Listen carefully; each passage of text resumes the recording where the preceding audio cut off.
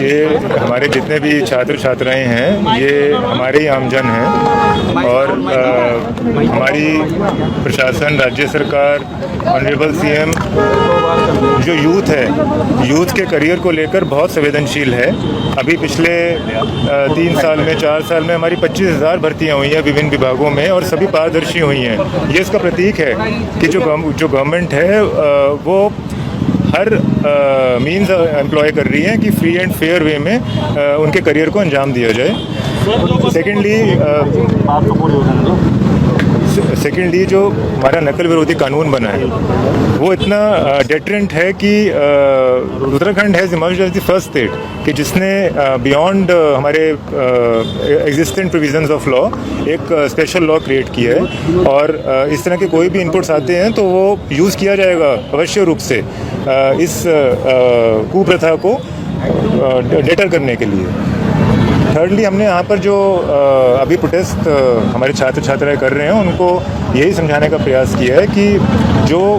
उनकी तरफ से इनपुट था, हमारी जांच एजेंसियों की तरफ से जो अभी प्रिलिमिनरी इन्वेस्टिगेशन की गई थी उसमें ऑलरेडी जो ड्यू एक्शन था लॉ का वो लिया जा चुका है और आगे हमने सिर्फ उसी सेंटर तक कन्फाइन नहीं रखी जांच को,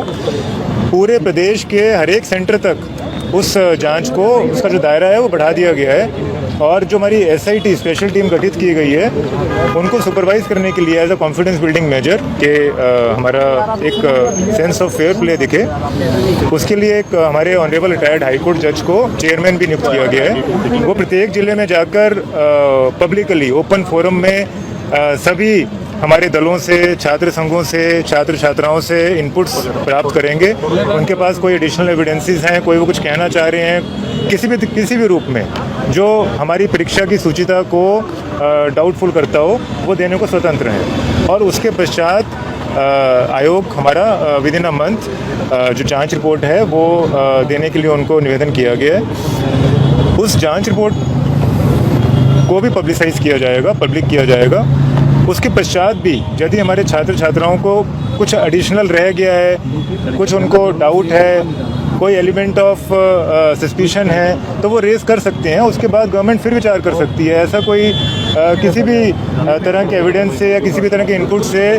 प्रशासन, राज्य सरकार, हरिद्वार प्रशासन, पुलिस कहीं शाई नहीं कर रहे हैं, कहीं शर्क नहीं कर रहे हैं अपनी जिम्मेदारी को।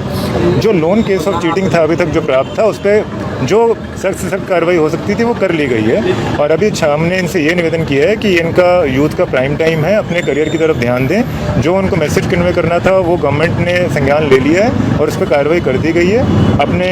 कोचिंग सेंटर्स में, अपने विद्यालयों में, कॉलेजेस में वो अपने ड्यूली पढ़ाई अटेंड करें और जो फंडामेंटल राइट्स के साथ साथ हमारी ड्यूटीज़ भी होती हैं तो उन ड्यूटीज़ का निर्वहन भी करना चाहिए।